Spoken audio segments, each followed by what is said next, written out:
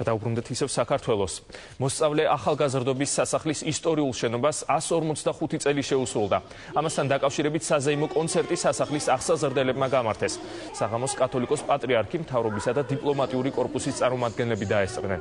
ილია მეორემ სასახლეს სიმბოლური საჩუქარიც გადასცა. მინდა მადლობა უთხრა ყველას, რომელიც შრომობს ამ ბავშვების აღზრდაზე. აი აქ გაისმა ორი მოხეული სიმღერა.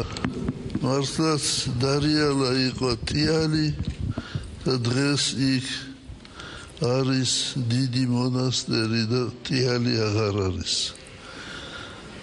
არადროს არ იქნება საქართველოს თიალი. საქართველოს ფარველობს ყოვლადწმინდა ღვთისმშობელი დედა. დღეს მოსწავლე ახალგაზრდობის სასახლე იუბილეს აღნიშნავს, რასთან დაკავშირებითაც გაიმართა საზეიმო კონცერტი, რომლებშიც ჩვენი აღსაზრდელები იღებენ მონაწილეობას. ასევე ამ თარიღთან დაკავშირებით დღეს მოეწყო ფოტო გამოფენა და აქ არის გამოფენილი სასახლეში დაცული უნიკალური ფოტოები.